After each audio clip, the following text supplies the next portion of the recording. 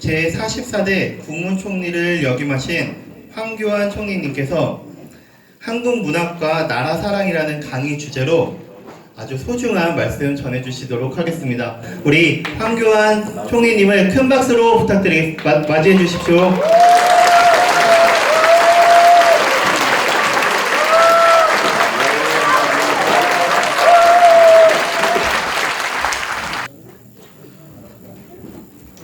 반갑습니다. 먼저 죄송하다는 말씀을 드립니다. 앞에 뭐 또 중요한 행사가 끝나지 않고 진행이 되는 바람에 많이 늦었는데 죄송하다는 말씀과 또 양해의 말씀을 부탁을 드립니다. 오늘 한국문학사랑신문 창립 4주년이라고 들었습니다. 우선 축하드립니다. 우리 회장님과 또 그동안 이 문학신문을 키우기 위해서 애써주신 모든 분들에게 감사의 말씀을 드립니다. 우리 예술의 여러 영역들이 있지만 그게 제일 생경한 것이 사실 문학 같아요. 우리는 보기는 좋아해도 이 글 쓰는 것은 전문가 영역이라고 생각을 해서 좀 잘 안 되는 것 같습니다. 그림 같은 건 이렇게 대충 그려놓고 감상할 수 있는데 글은 아무거나 써놓고 감상할 수가 없잖아요. 그러니까 쉽지 않다고 생각하는데 저는 거꾸로 생각합니다. 우리 문학도 생활 문학이 좀 펼쳐나가게 해야 된다. 그런 생각이 들어요. 여러분, 제가 법조인으로 생활을 주로 했지만 중학교 때는 제가 문예반 반장이었어요. 문예반. 모르셨구나. 반장은 반장인데 우리 반이 2명밖에 없었어요. 작은 학교에. 그러나 아주 열정을 가지고 사실은 제가 문예반의 제일 큰 임무가 뭐냐면 학교 신문을 매주 발행하는 거예요. 매주 발행했는데 그 주필이었어요, 제가. 글 쓰는 주필. 좀 했겠죠? 네. 그래가지고 어디 가서 이제 이렇게 대학 총장들이 하는 무슨 이런 상 주는 거 있어요? 네, 그러면 거의 또 하고 문학상 받기도 하고 이랬습니다.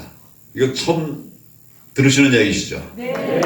제가 가는 데마다 그냥 다 상을 주시더라고. 어떤 건 좀 좋은 것도 있지만 어떤 건 아주 가벼운 것도 있잖아요. 그런 것도 주시더라고요. 그래서 저는 제 인생을 이렇게 그림을 보다 보면 중학교 때는 제가 문학도였습니다. 문학.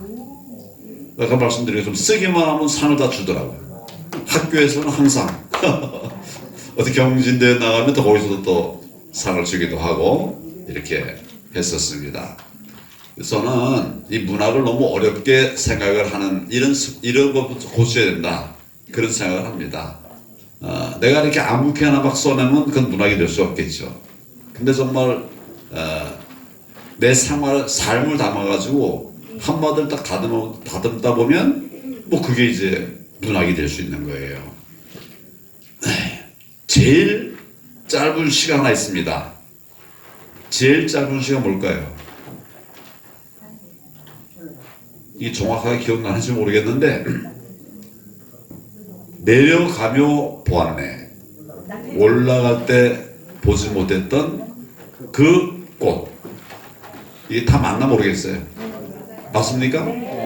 아주 간단하죠. 우리 이걸 어렵게 생각하면 안 나오지만 그러네. 그러면 또 거꾸로 해가지고 내려갈 때 보았네. 올라갈 때 못 봤던 그 꽃. 요걸 살짝 번안을 좀 바꿔가서 쓰면 뭐가 다 되는 거죠. 너무 어렵게 생각하지 말자. 저는 늘 너무 어렵게 생각하지 말자. 이런 생각을 해요. 저는 이제 박근혜 정부 때 장관을 했고 총리를 했습니다. 근데 박근혜 정부의 핵심 기조가 4가지가 있었어요. 하나는 국민 행복, 또 하나는 문화, 경제 부흥, 세 번째는 예, 맞아요. 문화융성이었어요.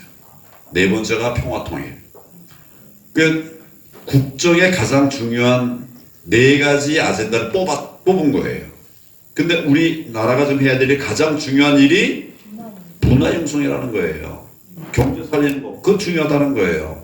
또 국민 행복한 거 꼭 필요하고. 그런 정도로 중요하게 생각하는 것이 문화융성이었습니다. 과거에는 어떤 정부에도 정부의 핵심 가치로 문화가 왔던 일이 없어요. 물론 서브, 그 밑에 있는 가치로서는 문화가 여러 얘기됐지만 가장 중요한 네 가지를 꼽아오라 할 때 거기에 문화가 들어갔던 일은 없었습니다. 박근혜 정부 때 그게 만들어졌어요. 그러면 구체적으로는 어떤 액션이 있었느냐? 뭐 돈이 제일 중요하니까. 그 이전에는 문화 예산이 1년 다 통틀어 봐야 1조 원 했습니다. 1조 원. 뭐 좋으니까 많긴 한데 다른 곳에 비하면 뭐 택도 없는 거죠. 몇십조 보통 다 이렇게 되는데 1조. 그런데 우리 박근혜 정부에서 이 문화 융성을 기치로 걸면서 연 예산을 6조로 올렸습니다. 몇 배가 됐습니까? 6배가 됐어요. 내가 1조 6조 그러니까 뭐 그렇지만 액수로 환원하면 몇 천만 원씩을 이제 막 배당을 한 거예요. 억대도 이제 많이 나와 있고 1조니까 요즘 이제 우리 K-팝 또 뭐 K 여러 가지 뭐 있어요. 내가 요즘은 이제 K 데모크라시 우리 민주주의도 이제는 한국의 것이 세계에 올라가야 된다. 박수 치시는 분은 잘하신 거예요.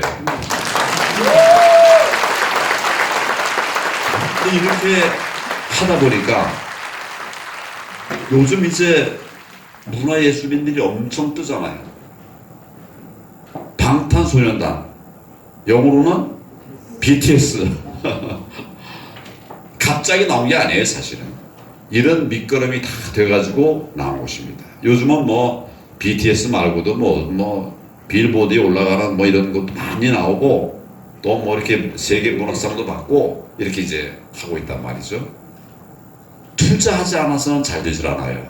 근데 우리 문화예술의 투자가 사실은 그동안 너무 부족했습니다. 그래서 이 부분을 키워낸 것이 이제 문화융성 아젠다인데 우리가 알게 모르게 이게 이제 많이 이렇게 발전해서 오늘의 이렇게 된 점을 아주 기쁘게 생각합니다. 그래서 우리가 이제 이걸 좀 이렇게 생활문학을 좀 키워나갔으면 좋겠어요. 생활문학. 문학은 특정인만 하는 게 아니라 내가 할 수 있다. 나도 할 수 있다. 아까 제가 짧은 한마디 뭐 이런 얘기도 했는데 제가 유튜브를 합니다. 유튜브를 할 때 어떤 거는 뭐 이제 몇십 개 정도의 댓글이 나와요. 그런데 어떤 거는 몇천 개의 댓글이 나오고 뭐 구독자 수로 말하면 뭐 몇십만도 나오고 이렇게 돼요. 그런데 어떤 때 많이들 호응을 하는가? 짧을 때. 짧을 때 실제로. 길면 성공하기 굉장히 어렵습니다. 짧으면 핵심 메시지만 탁 던지니까. 그래서 제가 말씀드리는 이유는 우리 유튜브 하시는 분 길게 쓰지 말고 짧게 쓰십시오. 짧게 핵심을 탁 찍어서 한마디 하면 그냥 막 폭발이 될 수가 있어요. 근데 그런 것부터 출발하는 거죠. 이 SNS에 글 쓰는 것도 문학이 될 수가 있습니까? 없습니까? 있어요. 다 될 수 있는 거예요. 그러니까 그런 면에서 우리 생활 문학을 좀 즐겨주시면 좋겠다 이런 생각이 들어요. 제가 이제 중학교 2학년 때, 3학년 때, 중학교 3학년 때 학원이라는 옛날에 학생들 잡지가 있었습니다. 혹시 기억나시나요? 네. 그 괜찮은 잡지죠? 네. 학생들 보는 중에서는 조선일보 같은 그런 정도로 알려진 곳인데 제가 거기다 이제 응모를 했더니 당선이 됐어요. 우수작. 우수작. 저처럼 말하면 대상이 있고 우수작 1석, 2석인데 우수작 2석이었던 것 같아요. 그럼 뭐 3등 정도 됐겠네요. 그런 하여튼 큰 학생 잡지에 받은 거예요. 이게 어느 정도의 평가가 됐는가? 제가 당시는 몰랐는데 나중에 이제 총리가 돼가지고 청문회를 할 때 우리 직원들이 그동안 나에 대해서 보도된 걸 다 뒤져봤어요. 그랬더니 내가 중학교 때 받은 이 학원 문학상, 그게 경향신문에 기사로 나왔더라고요. 내가 우수작이다 이래가지고 그것까지 다 나왔어요. 생활 문화를 통해서 우리 삶이 얼마든지 더 발전할 수 있고 행복해질 수가 있다라고 생각합니다. 뭐 여러 문학인들 앞에서 제가 뭐 얘기를 해서 좀 결례가 될 수 있겠습니다만은 저는 하여튼 그 문화 예술을 쉽게 하자, 쉽게. 저 이런 거 있습니다. 공공기관에 가면 공공기관마다 미술품 또 뭐 이 조각 이런 걸 붙여놓은 걸 아시죠? 예. 이런 것들도 우리가 쓰는 시들도 얼마든지 이런데 붙일 수 있게 해서 좀 더 이렇게 문화의 영역을 다양하게 하는 것도 필요하다 이런 생각이 들어요. 제 머릿속에는 사실은 이런 잡다한 이런 것들이 이제 많이 들어가 있는데 오늘 이렇게 문화 예술과 관련된 시상식도 하게 되고 그래서 기쁜 마음으로 왔습니다. 기쁜 마음으로 왔는데 늦게 와서 대단히 죄송합니다.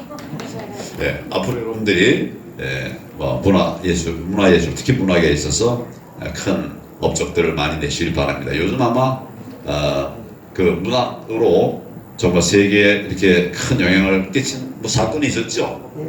제가 뭔지는 얘기 안 하겠습니다. 네, 그런 큰 일이 있었고 앞으로 더 좋은 일들이 많이 있으리라고 생각합니다. 수고들 많이 하셨고 오늘 행사 준비하신 모든 분들에게 수고하셨다는 말씀, 참석한 모든 여러분들에게 감사하다는 말씀을 드립니다. 감사합니다.